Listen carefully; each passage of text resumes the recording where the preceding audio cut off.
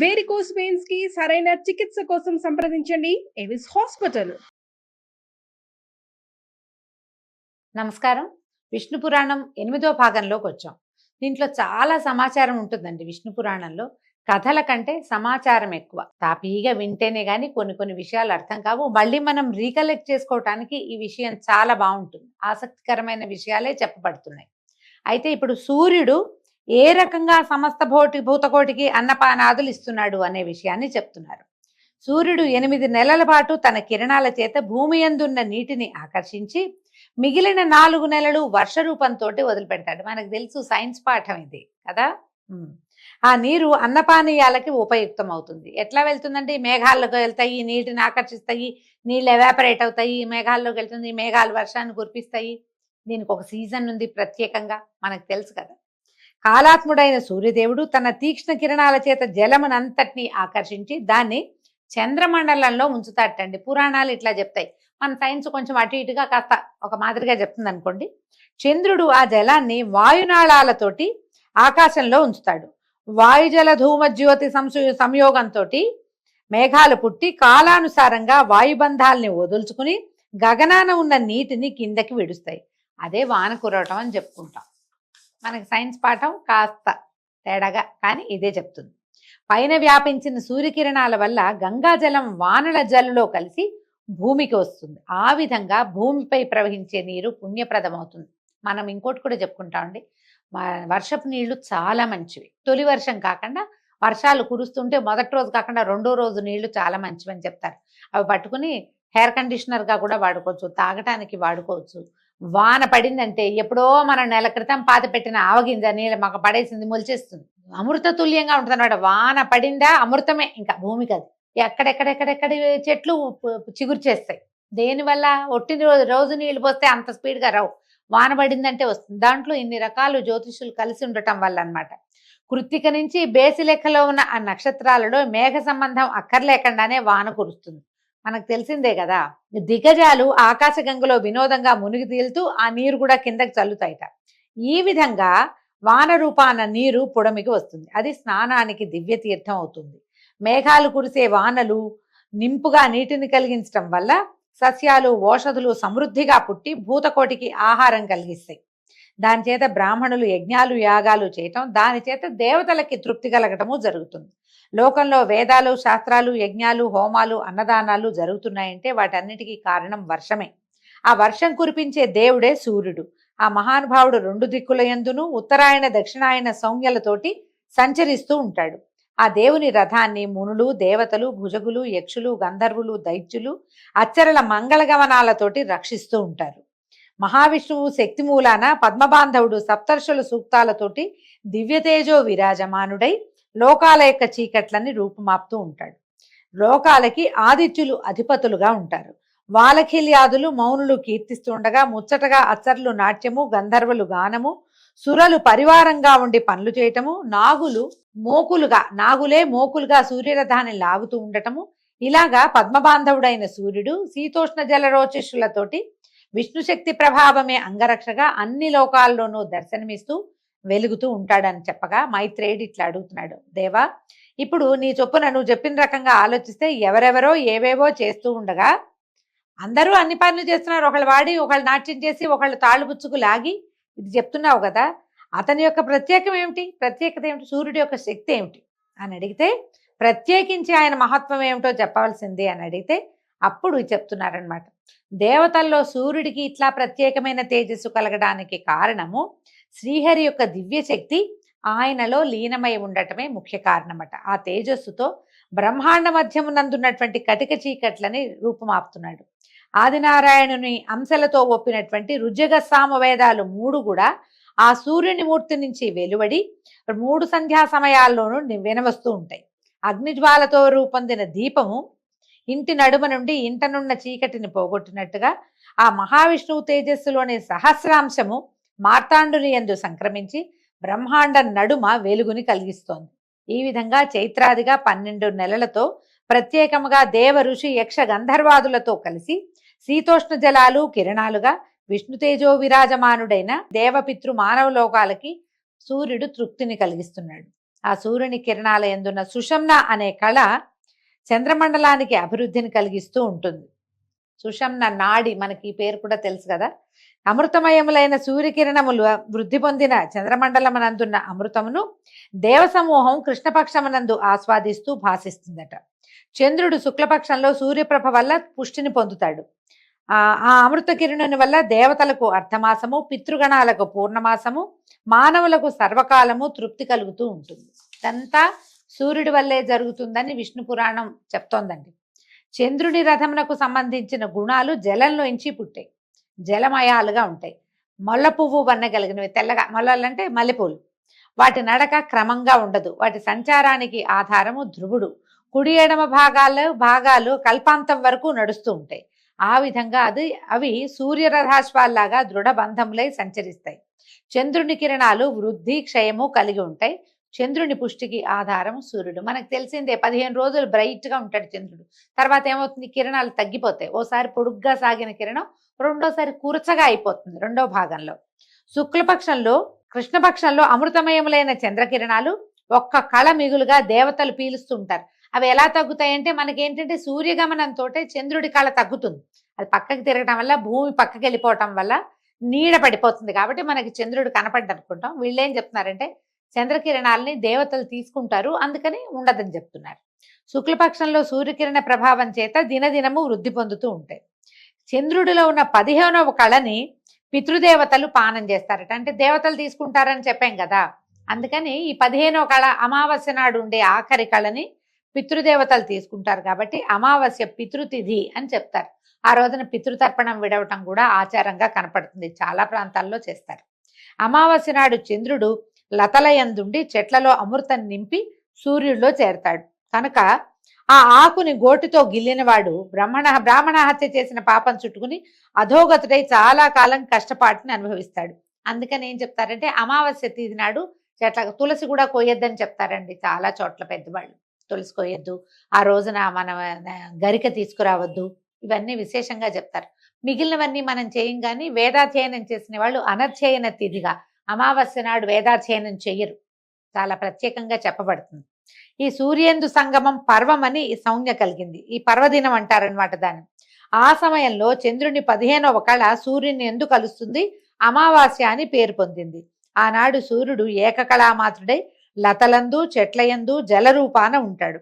ఆ విధంగా లతలు, చెట్లు, ఓషధులు, పశువులు, మనుష్యులు, జలసంతతి చంద్రుని వలన సంజీవనం కలిగిన వాళ్ళు అవుతారు. ఈ సంజీవనం ఉంది, వాటి మధ్యలోకి అమృతం వెళ్ళింది, కానీ అవాళ మనం ముట్టుకోకూడదన్న విషయం ఉంది కదా, ముట్టుకోవద్దు అని చెప్తారు. అక్కడి నుంచి చూడండి, గాలి నుంచి అగ్ని నుంచి పుట్టిన రథమునందు వాయువేగం కలిగిన 8 గుర్రాలు లాగుతుండగా చంద్రుని యొక్క కుమారుడైనటువంటి బుధుడు ఉంటాడట. బుధుడు యొక్క గుర్రాల వన్నె గోరోజనం ఛాయ.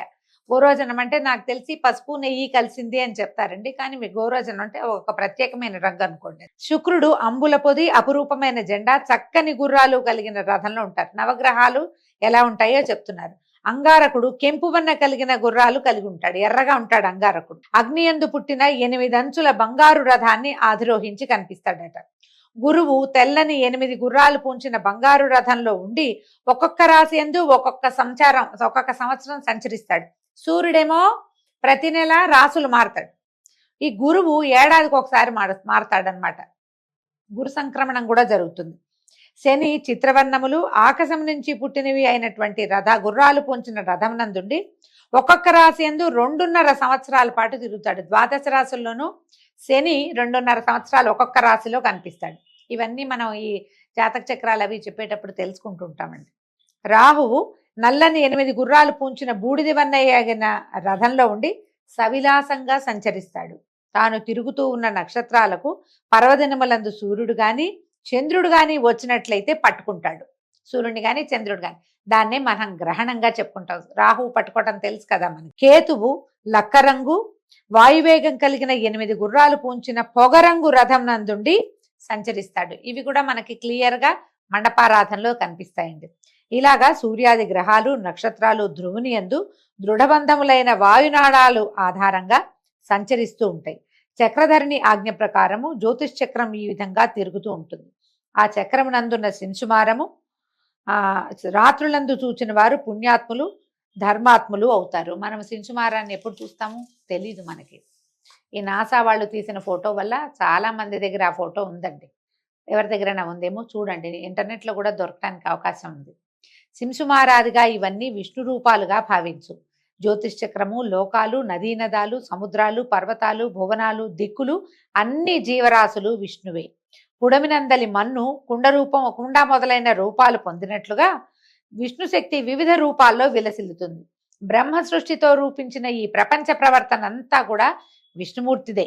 అయినా కూడా వస్తుభేద ప్రవృత్తితోటి ఉంటాయి. అంటే ప్రపంచం అంతా విష్ణుమయమే. ఒకటి నా రూపంలో, ఒకటి మీ రూపంలో ఉంటుంది. చరాచరం అంతా కూడా విష్ణు స్వభావం కలిగే ఉంటుందట. అయితే బ్రాహ్మణుడు కథ అడుగుతున్నాడు అనమాట. ఏ పాపము ఎరగని భరతుడు సాలగ్రామ తీర్థానికి వెళ్ళి యోగ సాధనతో విష్ణువుని భజించి ముక్తి పొందలేక మలి జన్మలో బ్రాహ్మణుడిగా జన్మించాడని ముందు కథ చెప్పావు. ఆ జన్మలో అతను గృహస్థ ధర్మాల్ని అనుసరించి ప్రవర్తించాడా లేదా పరతత్వ విద్యోపాసకుడై ముక్తుడయ్యాడా? ఆ కథ చెప్పమని అడిగితే జడ భరతుని కథ చెప్తున్నారండి. ఇప్పటికి 2 రోజులుగా మనం ఇవే విశేషాలే చెప్పుకుంటున్నాం. ముఖ్యమైన కథ ఇప్పుడు వచ్చింది. భరతుడు సాంసారిక సుఖానికి ఇష్టపడక మోక్షకాంక్షతోటి సాలగ్రామ తీర్థానికి పోయి అక్కడ శ్రీ మహావిష్ణువుని ధ్యానం చేస్తూ యోగీంద్రుడిగా ప్రసిద్ధుడయ్యాడు. హరినామ స్మరణ తప్ప ఇంకే మాట నోటి నుంచి వచ్చేది కాదట. హరినామ సంకీర్తన, హరిభక్తులతోటి ప్రసంగము, హరిపాద పద్మ పూజకి కావలసిన పదార్థాలు సేకరించటమే భరతుని నిత్యకృత్యాలుగా. అంటే ఇక సాంసారికమైన విషయాలు ఏం లేవు. ఇలా ఉంటూ ఉండగా ఒకనాడు కొండదరినున్న తీర్థంలో స్నానం చేసి ఒడ్డున కాలోచిత కృత్యాలు చేస్తూ ఉండగా నిండు చూలాలైన ఒక లేడీ అల్లనల్లనా వచ్చి ఆ నదిలో నీరు తాగుతూ ఉండగా భీకరంగా ఒక సింహం తాలూకు గర్జన వినపడిందట. ఆ ధ్వని విని లేడి బెదిరి చెంగుమని నీటిలో ఇంచి ఎగిరి గట్టు మీదకి వచ్చేసరికి దాని గర్భపాతమై శిశువు అక్కడ పడిపోయిందట. ఈ గర్భంలో ఉన్న శిశువు నీటిలో పడిపోయింది. లేడి ఆ అదురుకి గట్టు మీద ఎగిరి దూకిన అదురుకి మరణించిందట. దాని గర్భం నుంచి జారి నీళ్లలో పడినటువంటి నీటిలో పడిపోయిన లేడి పిల్లని చూసి భరతుడు జాలిగుండెతో పరిగెత్తుకెళ్ళి దాన్ని ఎత్తుకొచ్చి మెల్లిగా తీసుకుపోయి తన ఆశ్రమానికి తీసుకెళ్లి పోషించాడు. అయితే అది మెల్లిగా పెద్దదైంది. సూర్యకిరణ సంపర్కం చేత శుక్లపక్ష చంద్రరేఖ ఎట్లా పెరుగుతుందో అట్లాగా భరతుని పోషణ చేత లేడి చక్కగా ఆరోగ్యంగా పెరిగిందట. మేతకి ఆశ్రమం నుంచి కొంత దూరానికి అడవిలోకి వెళ్ళి ఎక్కడైనా పులులు అవి కనిపించినా, పులి పొలకు కనపడినా పరిగెత్తుకుంటూ వెనక్కి వచ్చేసేదట. ఆశ్రమం చుట్టూతా గంతులు వేస్తూ తిరిగేది. చక్కగా లేత కొమ్ములతోటి ఆయన మీద ఇలా గీసేదట. ముద్దు ప్రేమగా ప్రేమాశ్రయాన్ని చూపించేది. ఆయన యోగాసనం మీద ఉండగా ఒళ్ళో తల పెట్టుకుని పడుకునేదట. ఆసనం వేసుకుని కూర్చుంటే పర్ణశాల చుట్టూ పరుగు పెడుతూ లేత పచ్చిక మేసేది.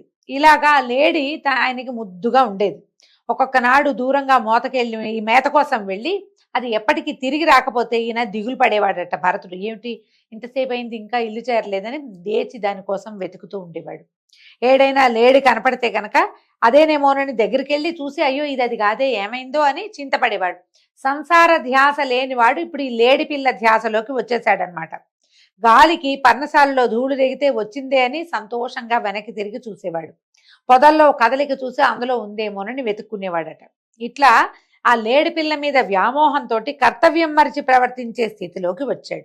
సతీ సుతులను, బంధుమిత్రులను, రాజ్యవైభవాన్ని విడిచి కైవల్యకాంక్షతోటి అడవికి వచ్చి యోగాభ్యాసంతో నారాయణుణ్ణి ధ్యానిస్తూ ఉన్నటువంటి భరత క్షితిపతి ఈ లేడి సంబంధంతో భ్రాంత చిత్తుడై కైవల్య ప్రాప్తికి దూరమైపోయాడు. ఇలా ప్రవర్తిస్తూ కొంతకాలానికి శరీర త్యాగం చేసేసాడు. ఎప్పుడైతే తనకి శరీరం విడిచిపోతున్నానని తెలిసిందో ఆ లేడిని చూస్తూ శోక సంతప్తుడై కన్నీళ్లు కారుస్తూ అయ్యో నా ముద్దలు కూడా నిన్ను పోవలసిన దుర్దశ పట్టింది.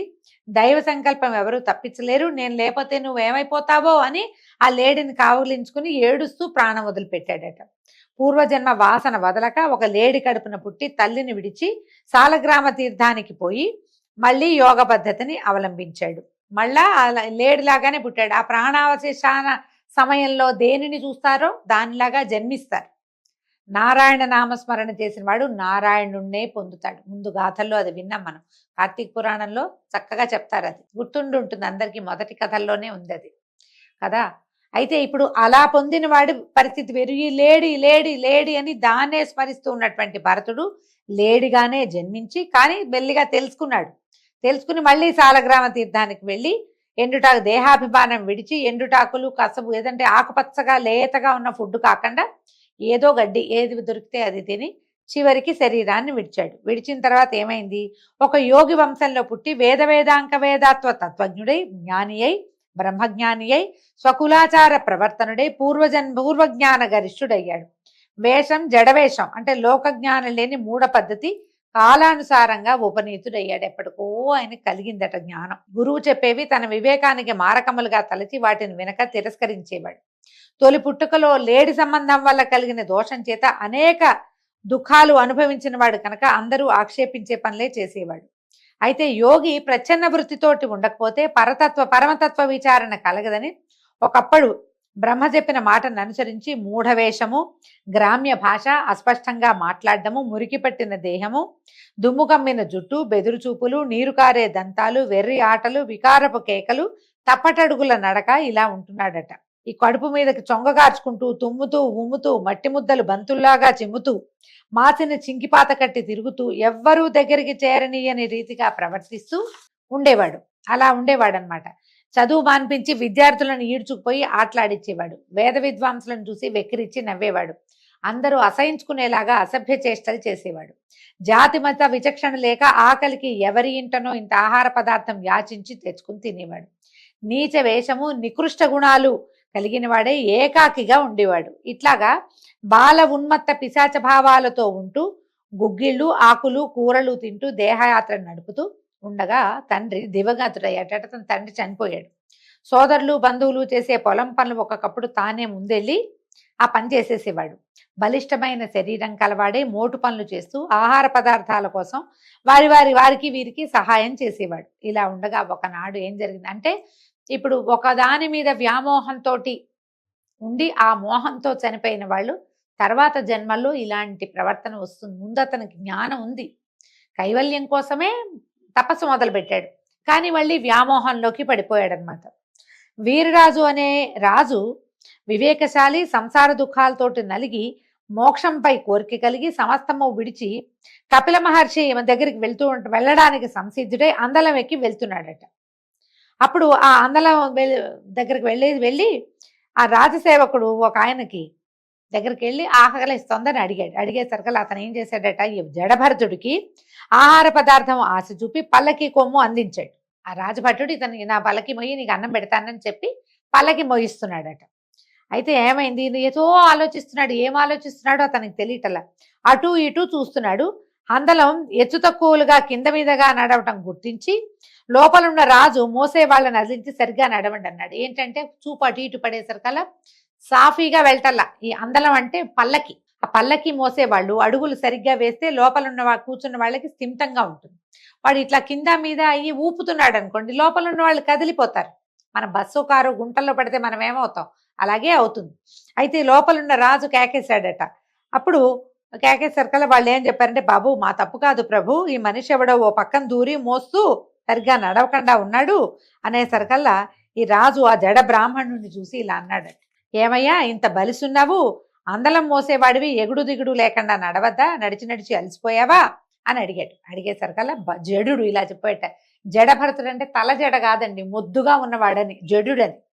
ఏమన్నాడు, అలసిపోవటం నాకు తెలీదు, ఎలా నడుస్తున్నానో చెప్పలేను, నా శరీరం బలిసి ఉండటానికి కారణం ఏమిటో, అలాగే అందలం నేను మోస్తున్నానా అని ఏదో మాట్లాడుతున్నాడు అనమాట. కనిపిస్తున్నావు శిబిక, నీ భుజం మీదే ఉంది, నువ్వు కనపడుతున్నావు, నీ భుజం మీదే ఉంది కదా ఇది, నీ మాట నాకు అర్థం కాలేదు అని రాజు అడిగేసరికల్లా ఇతను అన్నాడు, రాజా నువ్వు అందలంలో ఉండటం నేను మోయటం ఇదంతా మిథ్య, ఎవరు ఎవరిని మోస్తూ ఉంటారో చెప్తాను వినమన్నాడు. అంటే ఈ అయోమయ స్థితిలో కనపడుతున్నటువంటి జడభరతుడు ఈ వాక్యాలు చెప్తున్నాడు. ఎంత బాగా చెప్పాడో చూడండి. భూమి పాదాల బరువుని, పిక్కలను పాదాలు, తొడలని పిక్కలు, కడుపుని తొడలు, కడుపు వక్షమును, వక్షము భుజాలను, భుజాలు అందలాన్ని భరిస్తున్నాయి. అందలం నీ బరువుని మోస్తోంది, నీతో పాటు అందలాన్ని వారు వీరు మోస్తున్నారు. నిన్ను నన్ను వీళ్ళని సకల పదార్థాలని పృథివ్యాధి పంచభూతాలు భరిస్తున్నాయి. ఇంకా సాత్వికము మొదలైన గుణాలు కర్మఫలాలు. ఆ కర్మలు మాయారూపాన అన్ని జంతువుల్లోనూ పలు రూపాలుగా ఉంటాయి. ఆత్మ ఆ మాయకి అతీతమైంది, అది అక్షరము, అతిశాంతము, త్రిగుణాలకి వశం కాదు. అంటే ఈయన వైరాగ్యం బోధించేస్తున్నాడు. పదాలు మారిపోయినాయి చూడండి. అంతకుముందు ఒక వెర్రివాడి ధోరణిగా ఉన్న అతడు ఇలాంటి వాక్యాలు మాట్లాడుతుంటే వింతగానే ఉంది, కానీ చెప్తున్నాడు. హాని వృద్ధి దేహాధీనాలు కానీ ఆత్మాధీనాలు కావు. ఎందుకంటే ఇప్పుడు మనం పుట్టినప్పుడు ఎంత ఉంటామండి, మనం లోపల జీవిగా రూపొందించుకున్నప్పుడు ఒక బొట్టు, నీటి బొట్టు ఆధారంగా ఉంటాం. క్రమంగా శిశువు ఒక్కొక్క కాయగా మన జీడిపప్పు షేప్లోకి మారుతుంది, తర్వాత మారేడుకాయ ఎంత అవుతుంది, తర్వాత ఇంకా కొంచెం పెరుగుతుంది, తర్వాత ఇట్లా వంపు వస్తుంది, తర్వాత కాళ్ళు చేతులు లోపల అవయవాలన్నీ ఏర్పడతాయి.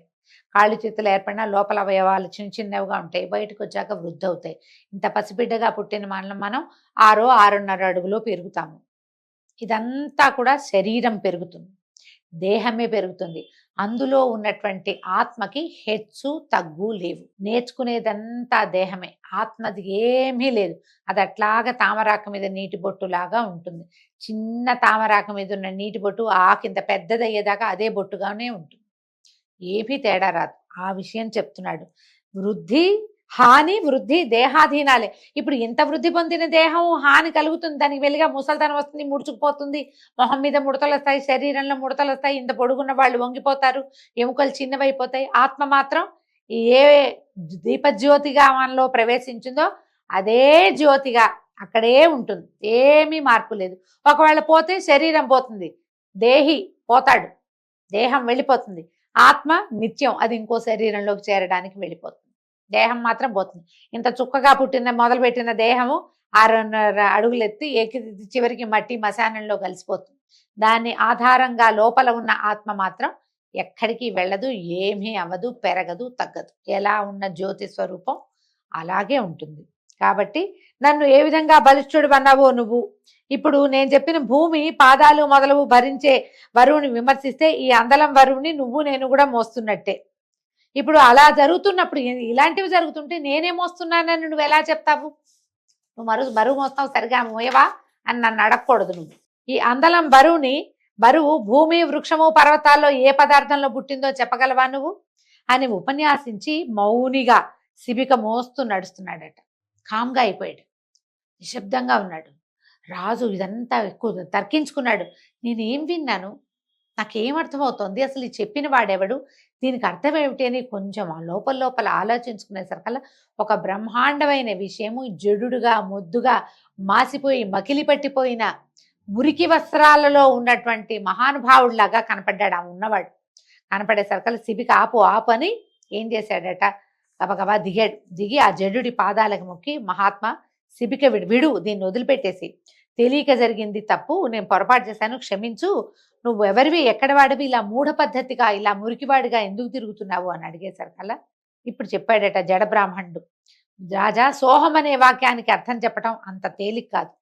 జీవులలో దేశకాలాల పరిస్థితుల్ని అనుసరించి చేసే కర్మలు, వాటిని అనుసరించి చేసే దాన ధర్మాలు, వాటికి తగిన సుఖ దుఃఖాలు అనుభవిస్తూ ఉంటారు.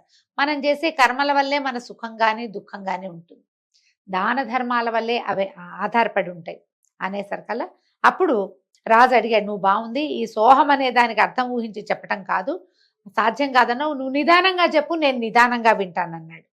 నాకు అర్థం చెప్పు అనేసరికల్లా ఇప్పుడు ఈయన చెప్తున్నాడు జడభర్తుడు, సోహం అనేది ఆత్మకే చెప్పాలి, దేహాదులకు పరమాత్మకి సమన్వయించడం సరికాదు. నాలుక, దవడలు, పెదిమలు అనే వాటి యొక్క వర్తన నుంచే శబ్దం వెలువడుతుంది కనుక అహం అనేది విషయభూతం కాదు.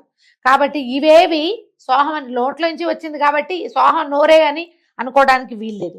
కాలు, చేతులు, కడుపు, తల మొదలైన శరీరము ఆత్మ అని నిరూపించకూడదు. ఎందుకంటే ఇవన్నీ ఇక్కడే ఉంటాయి, ఇవి ఇక్కడ పుట్టాయి, ఇవి ఇక్కడే ఉంటాయి. ఆత్మ ఇక్కడ పుట్టింది కాదు.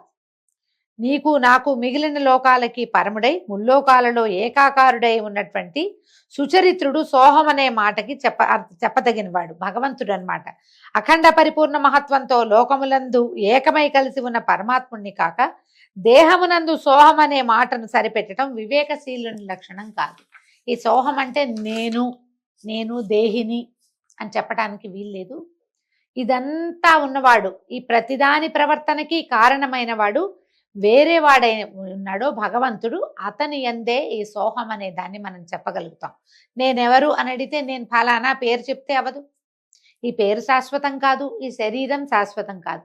శాశ్వతమైనది నిత్యమైనది ఏది అంటే ఈ భగవంతుడే అని చెప్తున్నాడు. ఇదిగో ఇంతకుముందు మనం చెప్పుకున్నటువంటి శింశుమార చక్రము, అందులో ఆయన మకర పుచ్చంలో ధ్రువుడు ఉంటాడు. ఈ సూర్యచంద్ర గ్రహాలని తిరుపుతూ ఉంటాడు. మనం ముందు చెప్పుకున్నదంతా ఈ జడభరతుడు రాజుకి వివరంగా చెప్పాడు. చెప్పేసరికల్లా ఆశ్చర్యపోయాడు అనమాట. ఇంకా ఏ ఏ వివరాలని ఈ జడభరతుడు రాజుకి చెప్పాడు, ఎట్లా భగవంతుని సృష్టి ఏ రకంగా ఉన్నదో మనం వివరంగా రేపు ఉదయం విందామండి. అంతవరకు సెలవు. నమస్కారం.